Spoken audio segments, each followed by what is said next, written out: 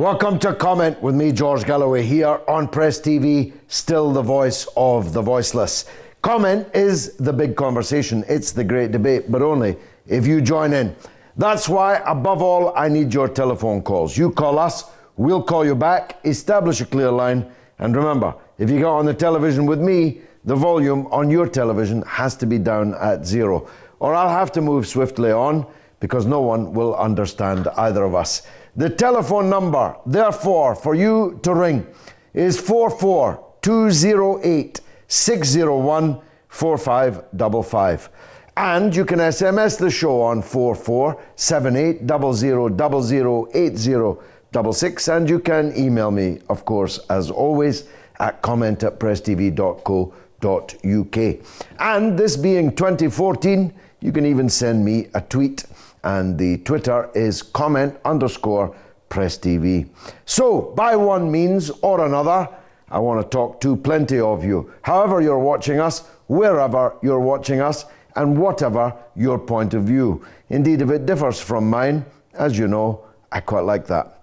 So the two questions this evening are this: where is the situation in Ukraine headed? I must say it's getting ever more complex. The military junta in Kiev, which came to power in a coup d'etat involving the driving out of the elected president, the setting fire to the presidency and the parliament, the occupation and destruction of key government buildings, and then the threatening with death to members of parliament if they did not agree to rip up the Ukrainian constitution. This was swiftly followed by the very first law that the new power in Kiev introduced, which was to ban the Russian language.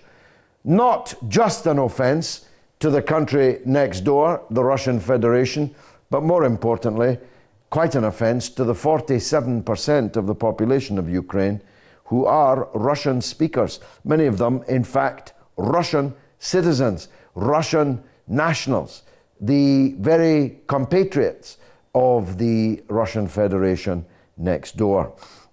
Everybody knows what happened in Crimea. The people in the autonomous Republic of Crimea decided that if autonomous meant anything at all, it meant the right to say, bye, we are out of here. And indeed, that's now history. No one even talks about it.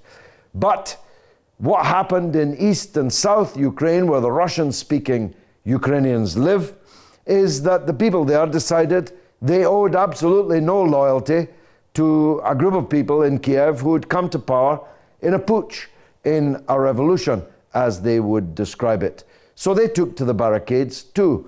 They occupied buildings just like the revolutionaries in Kiev had done. And they armed themselves just like the revolutionaries in Kiev had done. The difference is, if you do it in Kiev against a president and a government that the West doesn't like, you're a hero. If you do it in Slavyansk or Donetsk or in Odessa, then you're an enemy of the state. You're an enemy of the people. And above all, you're an enemy of the Western media, who treat them as if they were terrorists. And indeed, there has been quite a bit of terrorism breaking out and spreading in the Ukraine. In Odessa, just a few days ago, in a trade union hall, 45 trade unionists were burned to death by a group of people, the most important or significant of which was the right sector, the openly, overtly fascist Nazi organization, which does most of the heavy lifting for the junta in Kiev. And indeed, the other right-wing party, Svoboda, and the right sector together are, by any standards, any kind of definition, the cutting edge of the Kiev revolution. So the people in the East and the South decided they were going to have a referendum on autonomy, and they were almost certain to vote in overwhelming numbers either to break away from Ukraine, as Crimea had done, or at the very least demand a federal autonomy whereby their part of Ukraine could look to the east as the western part of Ukraine might well look to the west. Then came a rather surprising announcement by President Putin, the president of Russia, who announced yesterday and confirmed it again this morning that he didn't want these referenda on autonomy to go ahead. He called for them to be delayed. He also called on the junta in Kiev to halt their military operations against the people of the east and the south of the country.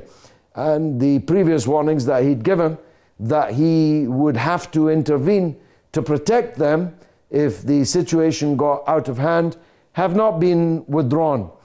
But Putin's call was unequivocal. There should be no referenda this weekend. Unfortunately for him, and maybe not just for him, the people have already gone too far. And the Ukrainians who are organizing the referendum have announced this afternoon that it's going ahead, whether President Putin likes it or not. So, a complex situation, but a simple question.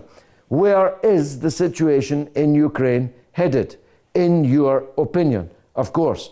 Now, I'm told to insist that you answer these questions. We don't just want comment on Ukraine in general.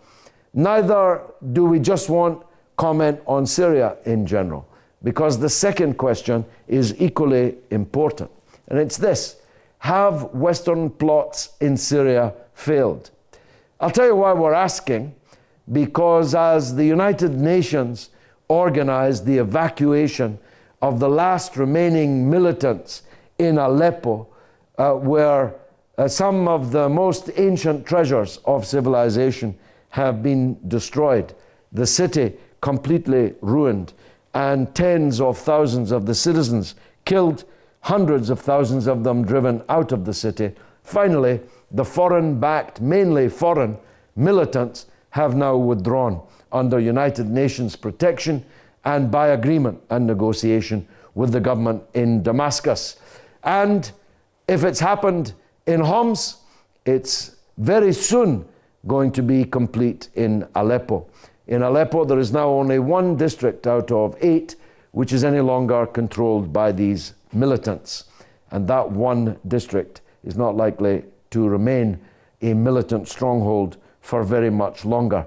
So within the next days, we're going to have a situation where from Latakia all the way to the Lebanese border, and including Homs, Aleppo, and Damascus itself, this militant uprising and invasion by foreign forces will have been fatally weakened. Now, the people who paid for it all have got plenty of money to burn.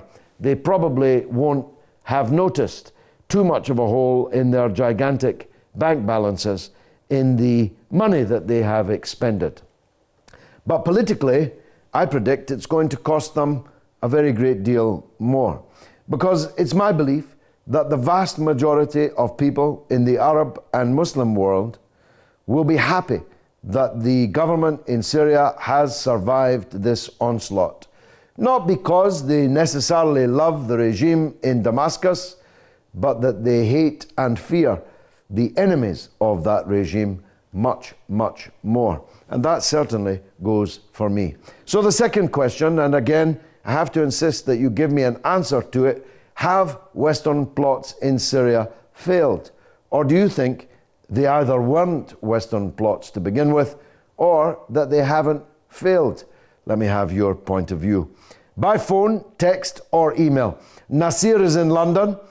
Where is the situation in Ukraine headed, Nasir, in your view? Yes, good evening, George. Good evening, sir. Thank you for having me on your show. Welcome. I love it. Anyway, basically we're facing the same story again, and the same players. They are all the same players who are involved in Syria, in Lebanon, in the Arab world, Ukraine, etc., etc. So this is the work of possibly 30 years ahead. They planned it, the destruction of Syria, of Russia. They're trying to get rid of the communism. They succeeded. Now, after Russia will be China, and then they won it. Now, we're facing this global elite, what I call global elite, the rulers. They are everywhere. basically country after country after country. And in the same way, basically the destruction of, the world, if you like. Those people, they must be stopped. Well, it's not going very well, Nasir. If that's your thesis, your hypothesis, it's not working out very well, because these rulers have failed in Syria. They failed with Iran. They failed with Crimea. And they are failing with Ukraine.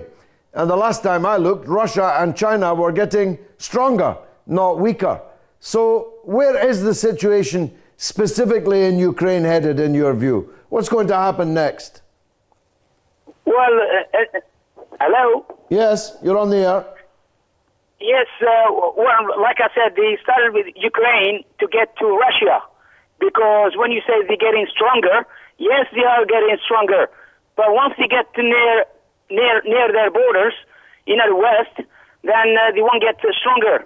And once they finish with Russia, they will go to China. No, they'll never. But this is my point. This is my point, Nasir. This is far too formulaic, far too conspiracy-minded. They're not going to get anywhere near Russia's border in Ukraine. I guarantee you that. They're never going to be finished with Russia, and they wouldn't dare touch China. Stop painting them as if they were supermen. They're not James Bonds. They're Austin Powers. Let's go to Baz in Los Angeles. Always worth talking to. Baz, where do you think the situation in Ukraine is headed now?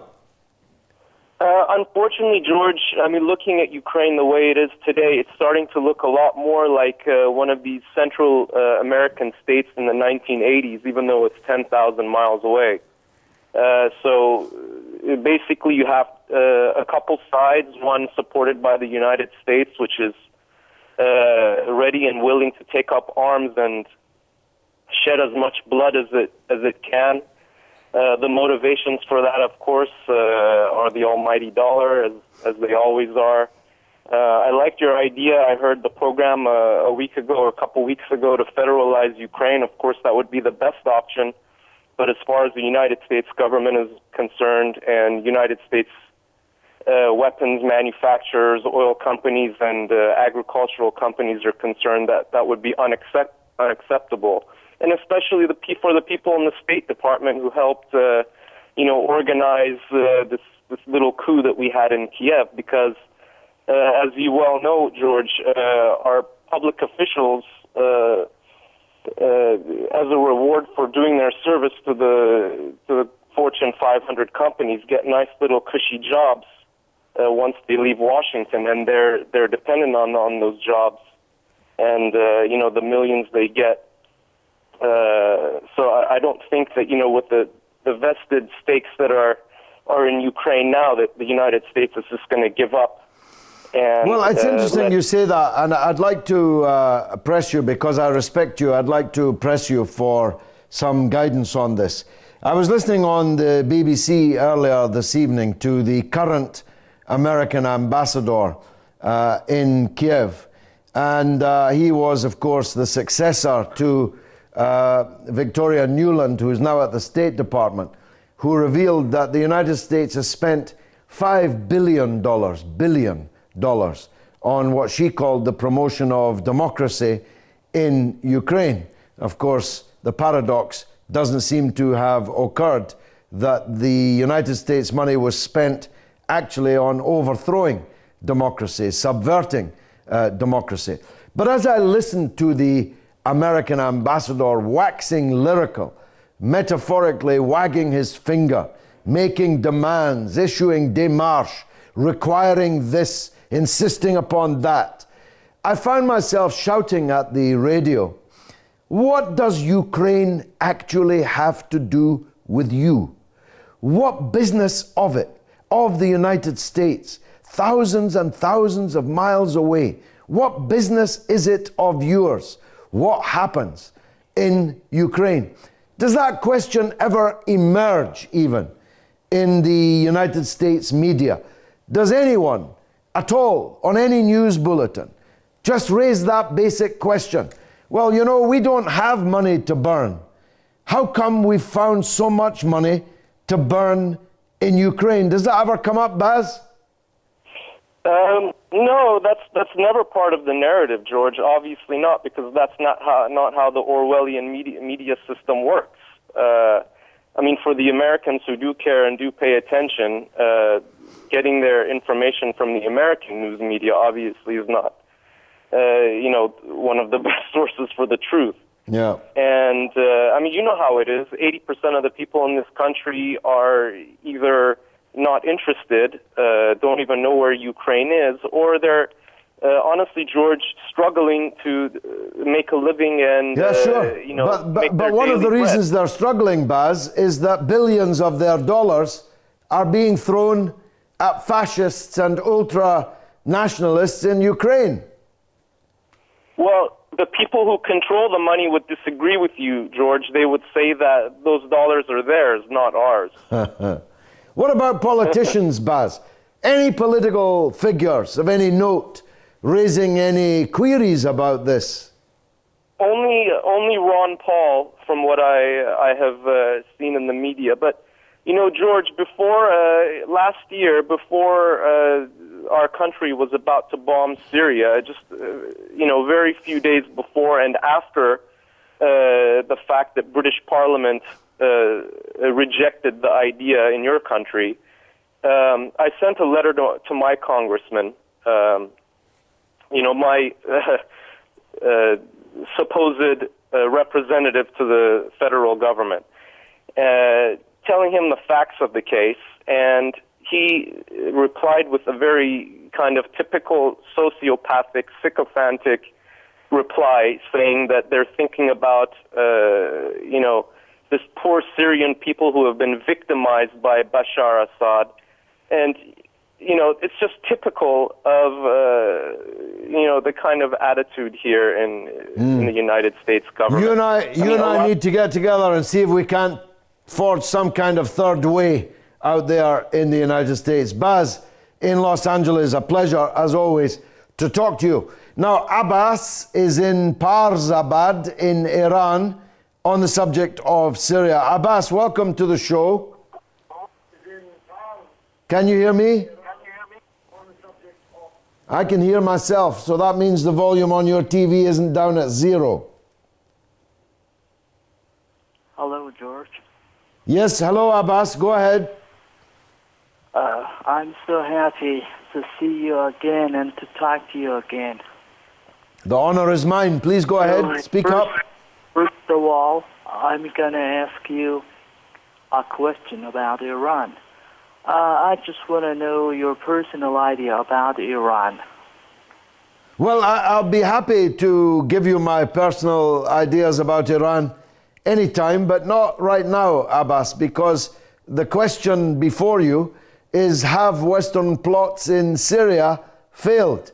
Follow me on Twitter or Facebook, or send me an email, and I'll be happy to tell you my views on Iran.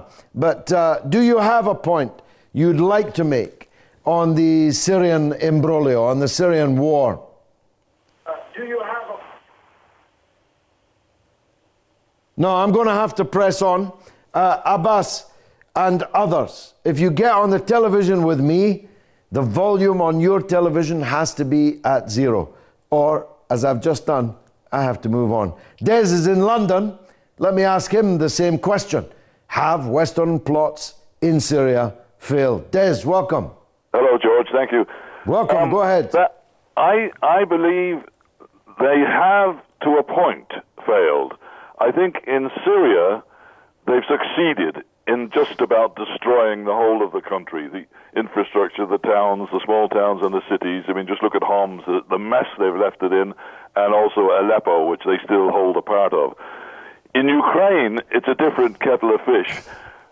You talked earlier to the chap in America, and you asked what are the politicians saying, and you also asked what right of America to be in Ukraine. Well, the fact is, we are no longer nation states run by politicians and governments. It's corporations who are running the show now, and it's the corporations and the bankers the big banks who stand to make money and make capital out of the destruction of Ukraine and Syria. They're going to do to Ukraine what they've already done to Greece and what they've done to Spain. They're going to rip it apart. They've given it a huge loan, I believe, in the past couple of days from the IMF, and that will have to be paid back in kind. They're going to have to slash pensions, benefits, food prices are going to rocket, gas prices will rocket. The Ukrainian people just will not know what has hit them. So in a way, yes, they have won, but it's not all over yet, because there is resistance. And I don't know if they expected this resistance, which is happening in the East. Well, it's very interesting, Des. I agree with a lot of what you said, but perhaps not the state of mind that lay behind it, and I'll tell you what I mean on that in a minute. But first of all, it wasn't a huge loan. It was $1 billion. The Ukraine has debts of $14 billion. So that $1 billion is first a mere drop in the ocean just on this year's level of indebtedness, and is much less, of course, than President Putin already offered and was in the process of giving to Ukraine before the coup d'etat, the crisis followed by the coup d'etat, and the situation we have now. Secondly, I'm not sure where they're going to get their price from, Des. It's true that they have already cut the value of pensions, benefits, and so on. They'll definitely, you're right, they will impoverish the people of Ukraine. But Western Ukraine actually doesn't produce anything. It doesn't have any oil. It doesn't have any gas. It doesn't have any industry. Kiev's a very beautiful city, so maybe a bit of tourism, but that's it. As you know, because you're a smart man, all the productive capacity in Ukraine is in the east and in the south. And that's the part that is resisting and will continue to resist and will not allow itself to become the cash cow for a pro-Western west of Ukraine. I'll tell you where I part company with you. And I hear people say it a lot, that governments don't run countries, corporations do. I don't accept that at all. Certainly the politicians are in the pockets of the corporations. That's true. But they could equally be forced, and if they can't be forced, we need to change the politicians, to tell the corporations where to get off. After all, it's not the corporations that are running Russia. It's President Putin, the elected president, who's running Russia, and actually the oligarchs are one by one ending up behind bars. It's not the corporations that are running Iran. It's not the corporations that are running Venezuela. It's the elected politicians who are. And I'll tell you why I'm dwelling on the point, Des. Because I've often heard it said that, well, what could President Obama do? He's not really in power. It's really the corporations. No, he could have, should have, ought to have, could still yet, if he had any sense, assert the democratic power and the mandate that the people of the United States have given to him. And that's a demand we must make of all our political leaders. We mustn't allow them the cop-out of saying, actually, they don't really run things. It's really the corporations. Des, you're a smart man. Thanks for the call. I appreciate it. I have to go now for just 3 minutes, I think, for a short news bulletin. By the grace of God, I'll be back right after that. The questions that we're asking tonight are what lies ahead for Ukraine this weekend, this perilous pass that we have reached in the Ukraine. And have the Western plots against Syria finally failed? Or is there more, much more blood still to be shed there? So, don't go away. In just 3 minutes, God willing, I'll be back here for the second half of Comment. I promise you, you will not want to have missed it.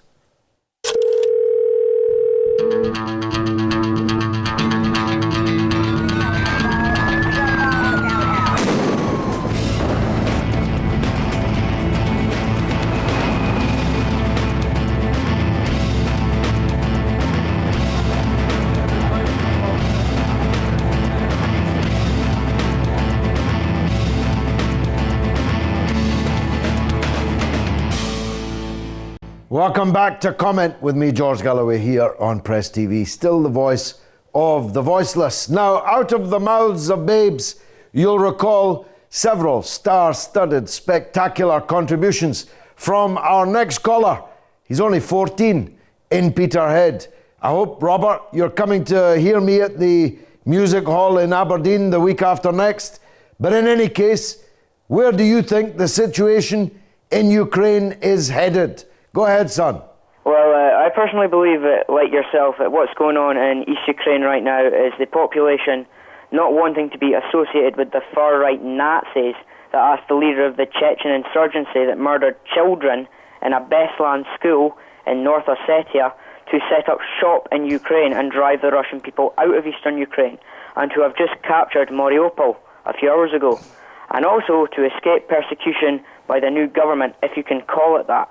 Don't you think that it's kind of hypocritical of the West to applaud these fascists who recorded a video of them lynching someone and put it on YouTube, and who banned any socialist imagery, but who are quite happy to tolerate Nazi white supremacist symbols and suppressing anti-government protests in the East, while calling President Assad of Syria a sick, psychopathic monster who gassed his own people, in which was a fake chemical attack that we almost went to war over, staged by the BBC, that well-known state propaganda station, which used to be a hub of reliable broadcasting.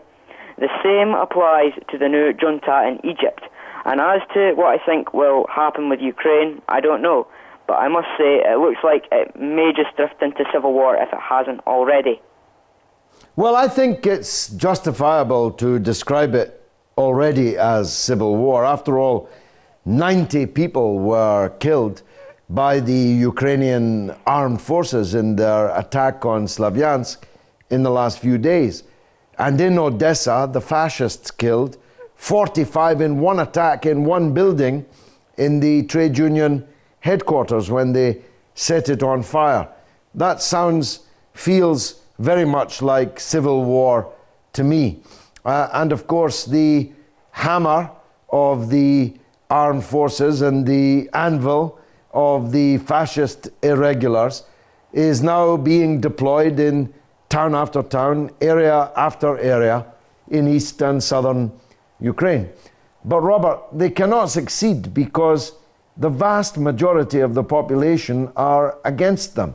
And unless they go for a scorched earth policy of murdering hundreds of thousands of people who oppose them in the east and south of Ukraine, they're never actually going to rule it.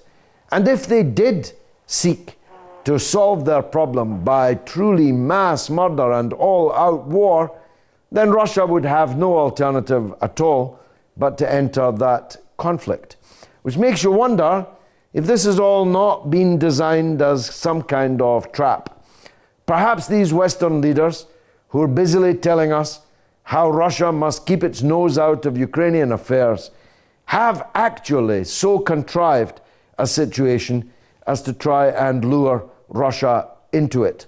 It's going to be a very complex situation, and we must pray that it doesn't end in World War III. Robert, 14 years old, in Peterhead, thank you very much indeed for the call. Let's go to the Netherlands, talk to Sonde. Have Western plots in Syria failed, Sonde? Yes, go ahead. Now you have to have your volume down at 0. Thank you very much, Mr. Galloway, for having me. Go ahead, sir. Go on. Concerning the situation in Ukraine and Syria, both are almost the same, but the only thing I would like to say is to advise those people that are responsible for the problem in Crimea and the problem that is taking place in Syria. These are not problems that just happen. It's happening because people are responsible. It's not natural. It is human beings that are causing these problems to happen. And this is endangering not only the people of Ukraine or the people of Syria, it's endangering the entire world because human being has been misguided we think we are wise, but I think mankind is not wise.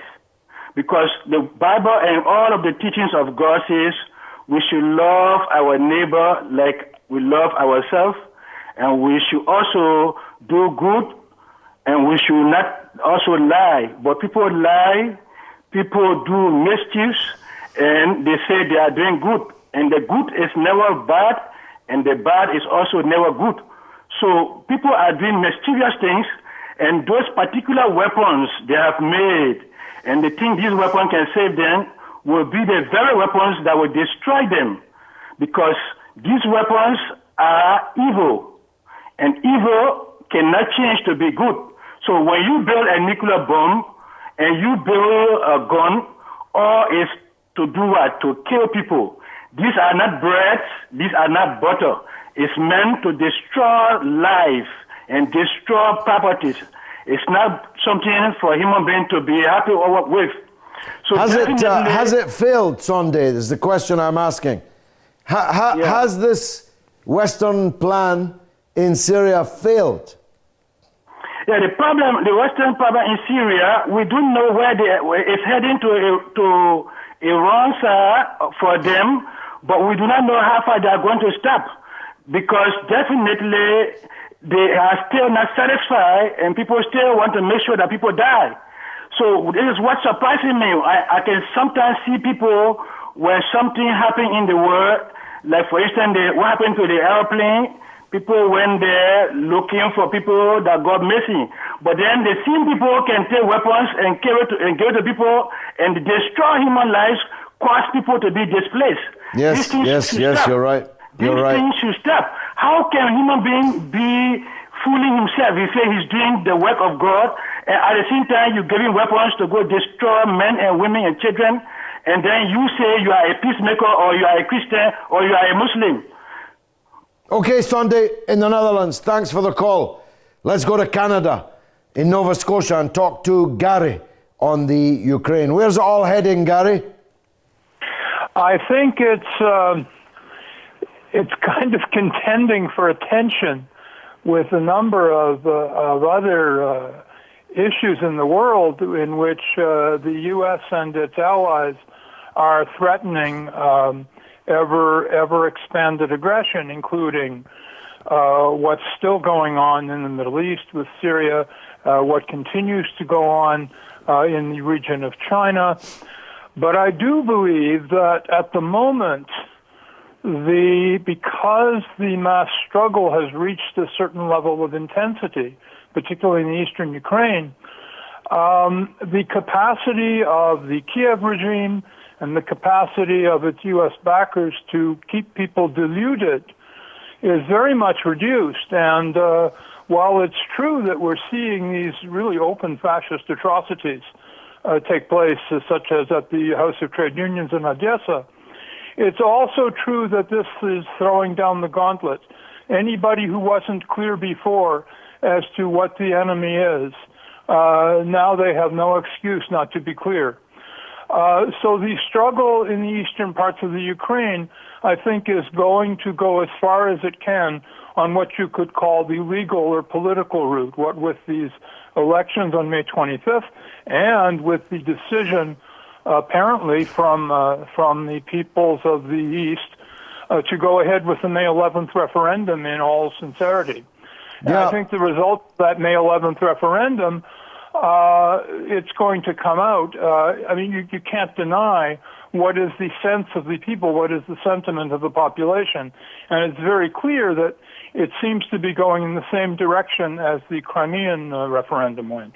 Certainly looks that way. I mean, obviously, we can't tell just from the actions of small, relatively to the population as a whole, organizations and militants and zealots in every community.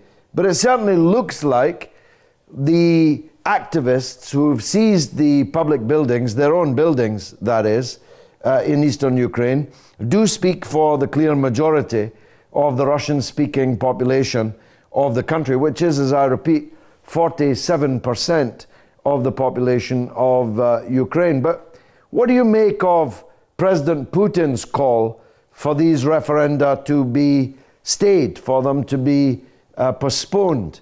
Were you surprised at that, Gary? Not so much, because that's an absolutely safe thing for him to propose, because he's not ordering anybody not to do something. He's saying this would be the preference of the Russian Federation at this time.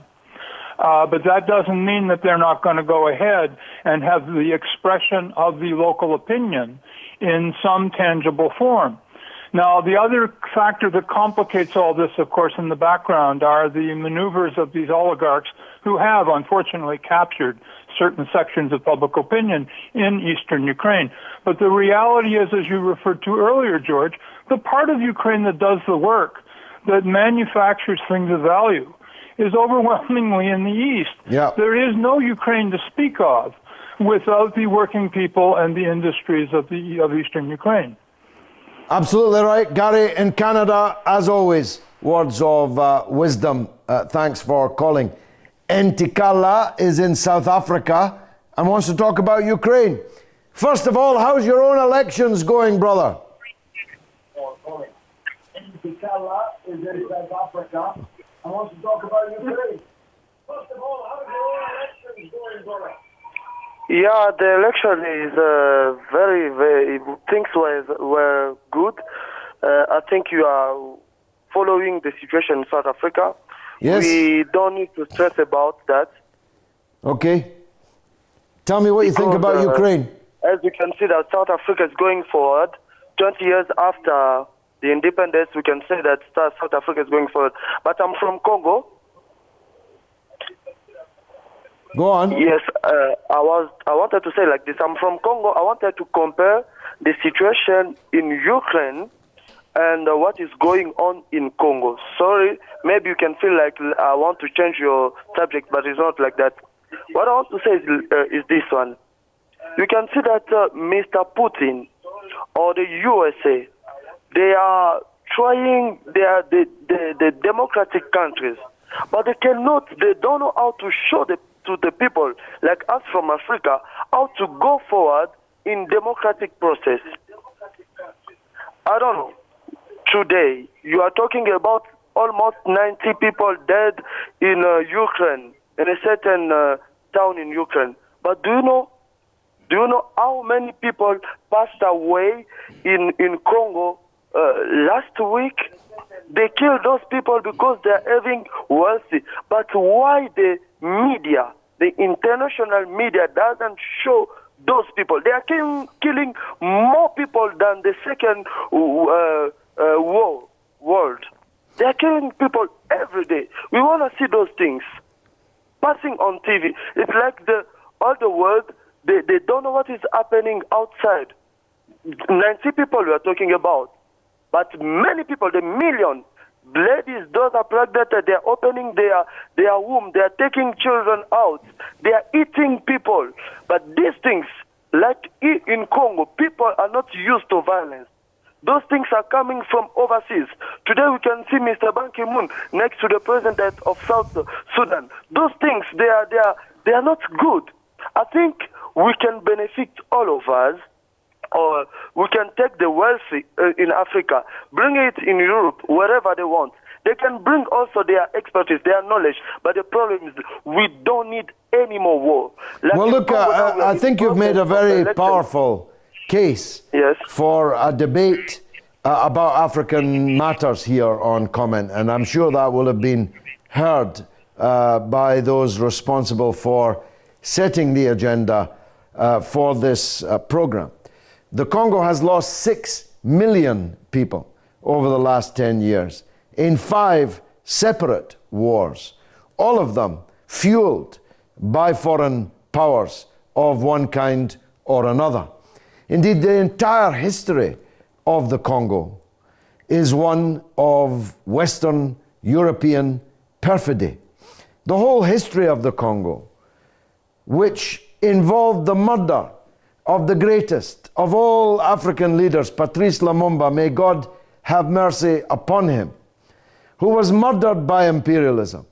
The dictator, the greatest thief of the 20th century, Mobutu Sese Seko was placed in his shoes and proceeded to loot tens of billions of dollars of the wealth of the Congo, which is a country that should be fabulously wealthy. The history of Belgian colonialism, Leopold of the Belgians, and the massacres of the people of the Congo during the struggle for independence, and the continuing, until this day, interference in the affairs of the people of the Congo by foreign countries, including Western countries, is a very big and important subject. And I promise you, I'll press for a debate on African matters, not least because the next caller is from Zimbabwe, Alan, who wants to talk about Ukraine. Alan, in Zimbabwe, where is the situation in Ukraine headed? Hello, George Galloway. Yes, go ahead, Alan. I'm pleased to talk to you. And to you, sir. Americans have always been a confusion, a confusion pocket, a confusion basket for all nations. They like to create confusion by manipulating the system of all governments. They want to put the people who they want, except not the people who are wanted by the democratic citizens. But let me guarantee you one thing. This time around in Ukraine, the situation is going to escalate to a proportion where they cannot contain. No matter they fund this bogus pseudo-Ukrainian new government, interim minister, these fake people, these puppets, they are not going to stop the voice of the Eastern Ukrainians, because right now the Eastern Ukrainians are in charge of the economy. And even if they give the Ukraine a lot of money to support this bogus government, they won't succeed to topple it off. Why? Because they're now fighting. It's now not only a war against the Ukrainians, it's now a war against the Russians, the Chinese, and all the governments in the support of Russia. Well, that's not a war that's very wise to pick. We're talking today, I think yesterday was VE Day, Victory in Europe Day. In Russia, today, it's Victory Day, when they recall the triumph against Hitler fascism, and in which the Russian people and the people of the former Soviet Union sacrificed so much. And Russia is far more powerful today than it was when it defeated Hitler. And China is far more powerful than Russia. So those of you who think, and that's the second or third time it's come up tonight, that Barack Obama and William Hague are in a position to threaten Russia and China, you're very, very wrong. Very wrong indeed. But Alan, thanks for the call. Sorry it wasn't as clear as I would have liked it to have been. Ali is in London. Let's hope that's a clearer line. Ali, have Western plots in Syria failed? What do you say? It's failed. Mr. George Galloway, it's an absolute pleasure to speak to you. Thank you, sir. I've been following you for many years, and I've been to some of your demonstrations, and I've listened to your videos, and I've seen you when you come to my country, the Lebanon. Thank you, sir. What I want to say, George, is we've heard over the last few months that English Muslims who have gone over to Syria to fight the regime and to fight all this, they've come back here, and what I'd like to know is if they'll be sent back to serve time and to be deported there to pay for the destructions and for over there. Well, no, they won't be because Syria has the death penalty, and you can't be deported to somewhere unless the guarantee is given that there will be no capital punishment, no torture, and no inhuman treatment of the prisoner. But you are onto something, Ali, because actually the government itself, the very government which encouraged these takfiris to go and carry out their murderous deeds in Syria, the government itself has declared that the biggest single threat to British security today is returning fanatics from Syria. And we can't talk about live cases, of course, but practically every day someone is either being arrested at a British airport returning from Syria or are already on trial for terrorist offences in connection to the Syrian plots. And every country, almost in the world, has takfiris who've been to Syria and who are now, that the Western plots have failed, on their way back to their original countries. And European countries are definitely not accepted. In fact, many European countries have larger number of terrorists returning to them than we in Britain have returning to us. And even the United States, Canada, Australia have all got fanatics who are returning. And Saudi Arabia has the biggest number of all. And wouldn't that be an irony of ironies? Ali, thanks for the call and your kind words. Last call, Martin in Zambia on Ukraine. Martin, welcome to the show. Be quick, sir. Evening, George. Good evening, sir. Yes, I'm here to talk about the issue of the Ukraine unrest. Yes.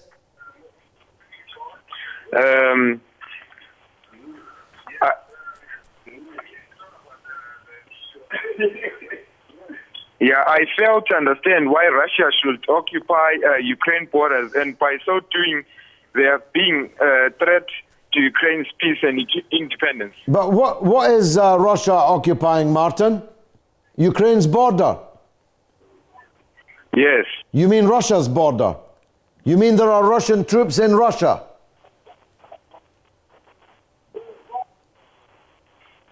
Yeah, and then it's...